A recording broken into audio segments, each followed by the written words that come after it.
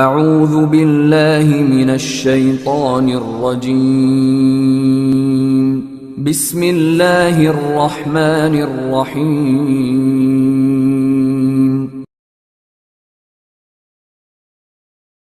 اعوذ باللہ من الشیطان الرجیم بسم اللہ الرحمن الرحیم وفوض امری اللہ ان اللہ بصیر بالعباد السلام علی المہدی الذی یملأ الارض عدلا وقسطا کما ملء الظلم والجور اللہم صلی علی محمد وعلی محمد۔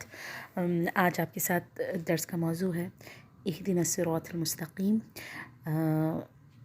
اس پر عمل کے فوائد اخروی، یعنی اخروی فوائد اہدنا الصراط پر عمل کرنے کے۔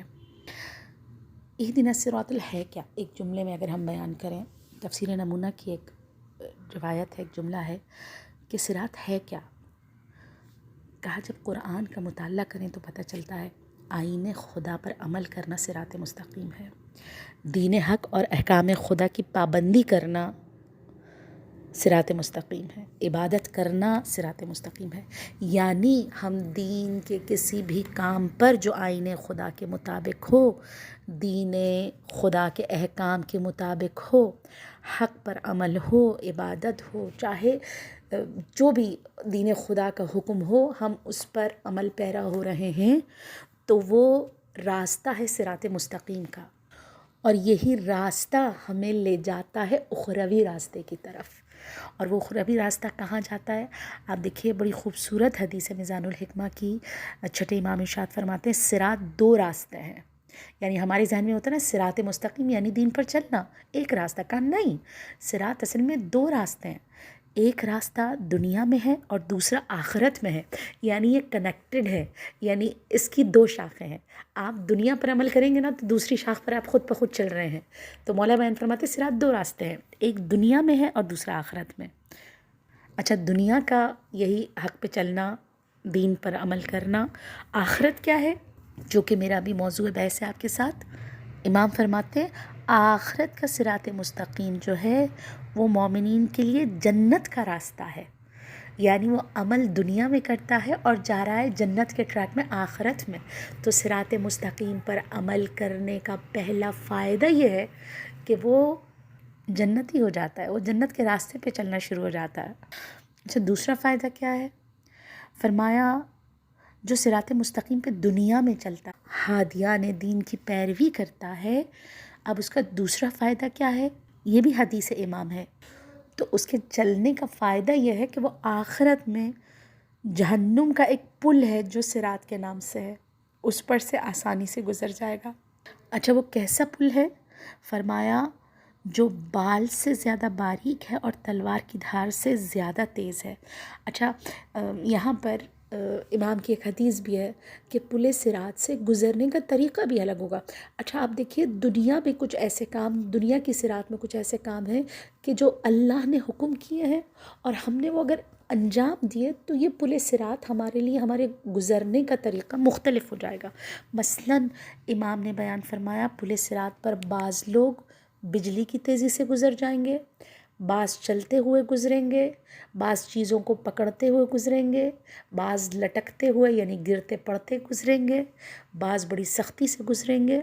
آپ دیکھیے گزرنے کا طریقہ بھی سب کا الگ الگ ہے، اور بعض کے لیے تو پل صراط بند ہو جائے گی اور بعض کے لیے غائب ہو جائے گی، یعنی 100% اسے جہنم میں گرنا ہی ہے۔ اچھا، کون؟ مختلف، آپ دیکھیں چونکہ پل صراط ایک بہت، یا صراط مستقیم ایک بہت وسیع موضوع ہے۔ اب آپ دیکھیے آخرت کی، امام نے بیان فرمایا نا دو راستے، آخرت کا پل صراط کس کے لیے بند ہو جائے گا؟ فرمایا جو دنیا میں اپنے صلہ رحم سے منہ کو موڑتا ہے یا اپنے ماں باپ سے برا سلوک کرتا ہے، اس کے لیے پل صراط غائب ہو جائے گا۔ آپ دیکھیں یعنی پل صراط سے گزرنا ہے نا، جہنم نیچے ہے اور آپ کو وہ طے کرنا ہے جنت دوسری طرف ہے، تو لازمی آپ کو اس راستے کو پار کرنا ہی ہے، لیکن بعض لوگوں کے لیے پورا پل ہی غائب ہو جائے گا، یعنی اس کو پل نظر ہی نہیں آئے گا، اور اس کا 100% جب آپ دیکھیے کوئی چیز نظر نہیں آ رہی، آپ کو گرنا ہی ہے نا، اور راستہ تو کراس کرنا ہی ہے۔ فرمایا جو صلہ رحم سے منہ کو موڑے، جو ماں باپ کو اذیت و تکلیف پہنچائے، اس کے لیے پل صراط غائب ہو جائے گا۔ تو اب صراط، دنیا کی صراط مستقیم یعنی دین حق پر عمل کرنا، اس پل صراط کو ہمارے لیے آسان کر دے گا۔ اور سب سے پہلا تحفہ جو انسان دنیا سے جاتا ہے نا، تو اگر وہ دین حق پر عمل کرتا ہوگا، صراط مستقیم پہ چلتا ہوگا، تو اللہ اس کے لیے حالت احتضار کو آسان بنا دے گا۔ مثلا ایک چھوٹا سا مثال آپ کو دیتی ہوں، اچھا کہنے کی حد تک چھوٹی سی لیکن اصلاً بہت بڑی ہے۔ خدا کہتا ہے ان اللہ و ملائکتہ یصلون علی النبی، ٹھیک ہے، بے شک اللہ اور ملائکہ رسول اللہ پر درود بھیجتے ہیں۔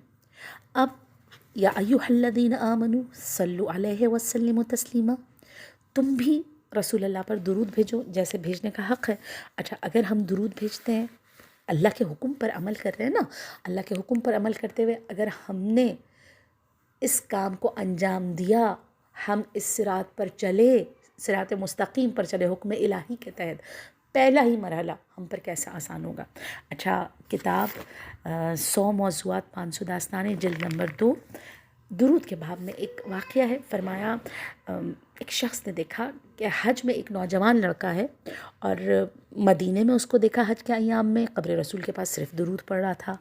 کہا اس کے بعد جب مکے پہنچے میں نے دیکھا درود پڑھ رہا ہے، طواف میں نے دیکھا درود پڑھ رہا ہے، حاجیوں کے جب میں نے میدان میں دیکھا، مینا میں، عرفہ میں، میں نے دیکھا صرف درود پڑھ رہا ہے۔ اچھا کہتے ہیں میں اس کے پاس گیا، میں نے کہا دیکھو عرفات و مینا کا میدان جو ہے نا استغفار اور دعا اور مناجات کی، حاجات کی طلبی کی جگہ ہے، تو تم یہاں پر صرف اور صرف درود، میں نے تمہیں مکے میں دیکھا درود، میں نے تمہیں مدینے میں دیکھا درود، اب عرفات اور مینا میں بھی تم صرف درود پڑھ رہے ہو؟ یعنی میں نے تمہاری عبادتوں کے علاوہ، نمازوں کے علاوہ تمہیں ہمیشہ ذکر درود ہی پڑھتے ہوئے دیکھا۔ تو وہ نوجوان کہتا ہے، کہا پچھلے سال میں اپنے والد کے ساتھ حج کے سفر پہ آیا تھا، کہا راستے میں میرے والد کی طبیعت بہت خراب ہو گئی، میں نے ایک گھر کرائے پہ لیا اپنے والد کے ساتھ، وہاں پر ان کی تیمارداری کرنے لگا۔ کہا اچانک مجھے محسوس ہوا کہ میرے والد پر حالت احتضار طاری ہو گئی ہے اور میرے والد دنیا سے جانے والے ہیں۔ کہا میں نے دیکھا میرے والد کا چہرہ ایک دم سیاہ ہو گیا، بالکل کالا ہو گیا۔ اچھا میں بہت پریشان ہو گیا کہ حاجیوں میں بہت سارے ہمارے قافلے میں رشتہ دار بھی تھے، میں نے کہا اس حالت میں اگر کوئی دیکھیں گے وہ کہیں گے اس کے باپ کتنا گناہگار تھا کہ اس کا چہرہ بالکل سیاہ ہو گیا ہے۔ میں بہت رونے لگا، رو رو کے دعائیں کرنے لگا۔ اسی دوران مجھ پر نیند غالب آ گئی، میں سو گیا، اور جب سو گیا میں نے دیکھا اتنے خوبصورت شخص ہیں، اتنے خوبصورت ہیں جن کے وجود سے نا گلابوں کی خوشبو آتی ہے، یعنی بہت ہی حسین ان کے چہرے سے میری نگاہ نہیں ہٹ رہی تھی۔ تو میں نے دیکھا وہ شخص تشریف لائے ہیں، میں نے پوچھا آپ ہیں کون؟ فرمایا میرا نام محمد بن عبداللہ ہے، میں تمہارا نبی ہوں۔ میں ایک دم کھڑا ہو گیا، میں نے کہا یا رسول اللہ آپ تشریف لائے ہیں؟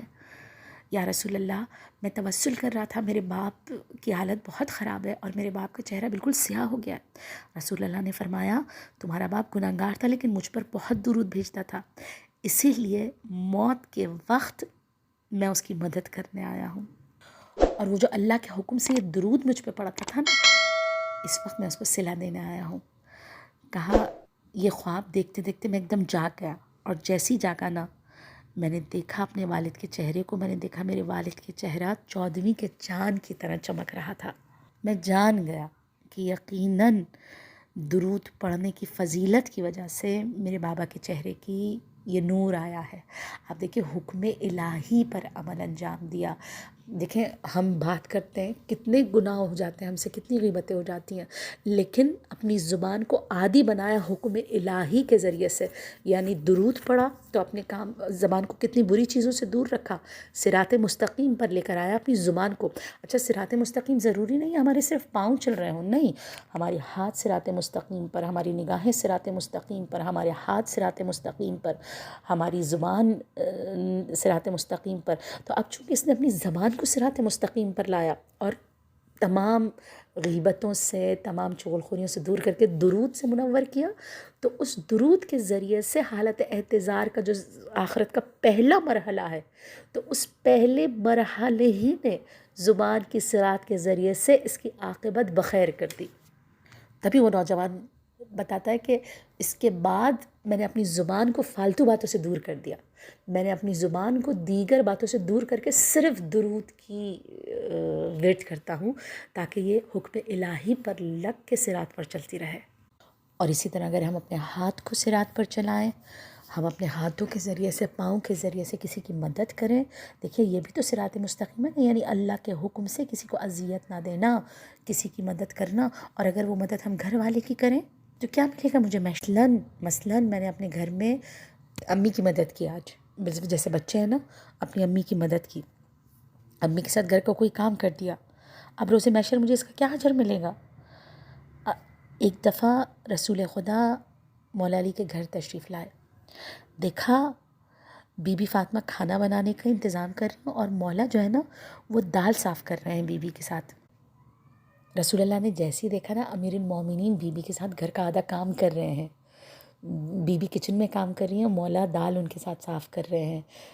اسی طرح بی بی کوئی اور کام کرتی ہیں تو مولا ان کے ساتھ کچن میں کوئی اور کام شروع کر دیتے ہیں.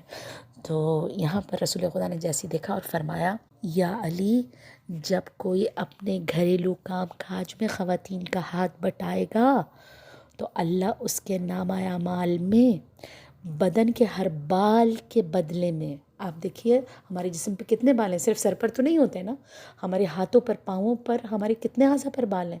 فرمایا اللہ اس کے بدن، سر کے بال نہیں کہا، بدن کے بال، اللہ اس کے بدن کے بالوں کے بدلے میں اس کے نامہ اعمال میں ہر بال کے عوض 1 سال کی عبادت لکھ دے گا.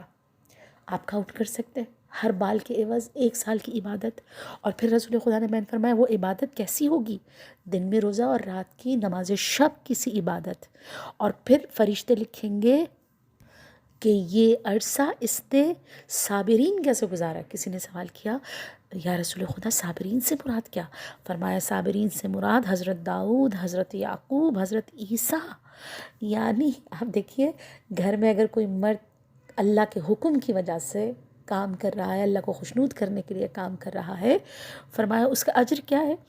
گویا ہر جسم کے ہر بال کے عوض 1 سال کی عبادت. اور وہ عبادت ایسی جو دن میں روزہ، رات میں نماز شب، اور صابرین کا سا ثواب. اور یہ علی ہر جسم کی رگ کے بدلے میں اللہ اسے جنت کا ایک شہر عطا کرے گا. سوچئے ہم رگیں کاؤنٹ کر سکتے ہیں؟ نہیں کر سکتے نا. ہر رگ کے بدلے میں جنت کا ایک شہر. اور گھر میں 1 سال خدمت کرنا 1000 سال کی عبادت سے بہتر ہے. سوچئے اگر حکم خدا کے لیے کر رہے ہیں، صراط پہ چل رہے ہیں، تو قدم قدم کتنی بڑی عبادت ہے اور آخرت میں کتنے بڑے مقامات ہیں. آپ سوچئے یہ مستحبات کے لیے، اگر واجبات ہم کرنا شروع کر دیں تو اللہ کیا مقام عنایت کرے گا.